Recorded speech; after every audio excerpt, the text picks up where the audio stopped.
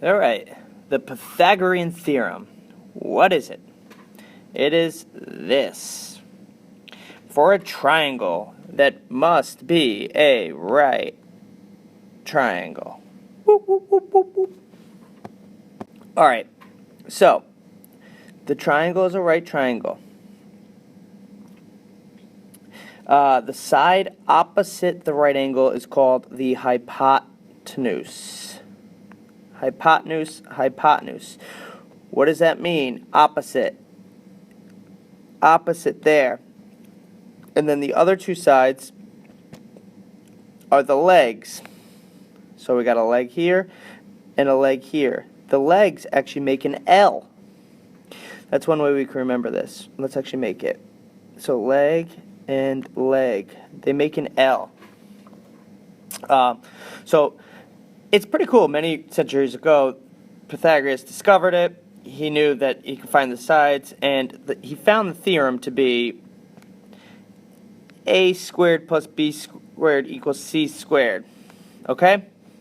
And the most important part is c being the hypotenuse. So, let's look at some problems. You could see this in museums, this picture, but for our purposes, let's look at one more thing. So if this was the problem, our legs are, this is one of the legs, and this is our hypotenuse, and our other leg is x. So you plug it in. Now this looks like a lot more than it is, so let's go through the steps. Alright. Use Pythagorean Theorem to find the missing value. So that's our hypotenuse. So remember, we have a squared plus b squared equals c squared. So let me move that down a little. So a is usually the smallest side. So let's label our sides. This is C, this is A, and this is B. So let's plug all these in. So it's 5 squared plus 12 squared equals x squared. So now we could solve it. So we get 5 squared, which is 5 times 5. It's 25. A lot of you are going to say that's 10, Mr. Wentworth, but it is not. It's 25. Plus 144 equal to x squared.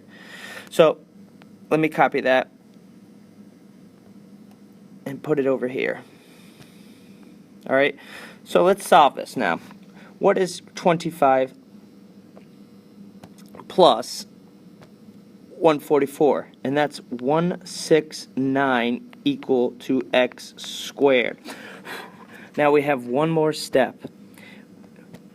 And a lot of people are going to want to say, oh, well, we divide by 2. Well, we don't. That's x squared. So we take the square root of both sides.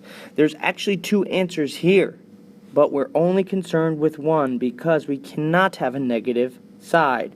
So my side is x, what is that?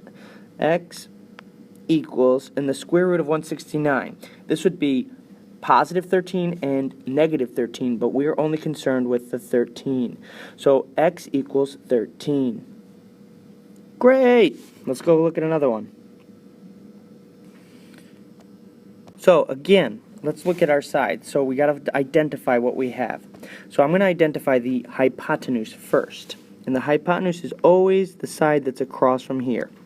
So that's my C. So 5 is C.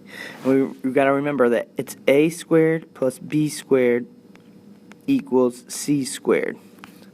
So this will be my A, and this will be my B. Why? Those are the legs, right? The legs make the L. That's my L, and my hypotenuse is always across. So let's plug this in. So we have, if I can find the color I want, x squared plus 4 squared equals 5 squared. So let's solve this. So it's x squared plus 16 equals 25. Now what do we have to do? We have to get x alone. So we solve this, even though it's x squared, like a regular problem. We subtract 16, we subtract 16. So now I'm going to be left with x squared equals something. And it's 9. So again, we have one step to do here. It's not divide by 2, it's squared, so we take the square root. Square root. So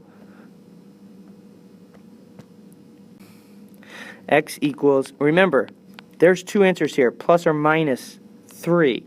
But we're not concerned with the negative, because it can't be negative. So it's going to just, for this answer, it's going to be positive 3. So my answer is positive 3. So there's my work. I'll pause it here. Alright, so there's all my work. You don't really need to see this. This is nice and neat, but it should say x, x equals 3. That is missing because I messed up. Okay, again, let's establish what we have. So, my L is there, and this is my hypotenuse. So we have a squared plus b squared equals c squared. And now just plug it in. This would be a and b. And this is my c, the hypotenuse. So it is 2 squared plus 4 squared equals x squared. So, go ahead and solve this one. I'm going to pause it here and let you guys try and solve it. So, after coming back, we should have 4 plus 16 equals x squared. And now we'd have 20 equals x squared. So now, what you'll do is this, square root of 20, which equals x equals, now you could do two things here. You could say 4 around, so you could say approximately 4.5. Because if you take the square root of 20, it's around there. Or, there's another thing you can do. You can do this, and I'm going to go to the other page, where you split up the square root of 20. Let me do it over here. So square root of 20 equals the square root of 5 times the square root of 4. And we actually know, we don't know the square root of 5, but we do know the square root of 2, or 4, which is times 2, which equals 2 root 5. So you could say x equals this, or x is approximately 4.5. So let's continue here with this. I'm going to have you guys try this on your own. So I'm going to pause it here.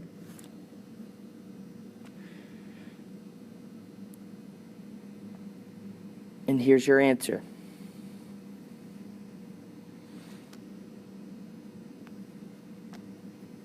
I'm going to have you guys try this one again. I'll pause it here. And here's your answer. Kind of a challenge one would be here. I'll pause it here. First step would be this. Then this. And one more challenge here. Pause it here. First hint, and now the answer.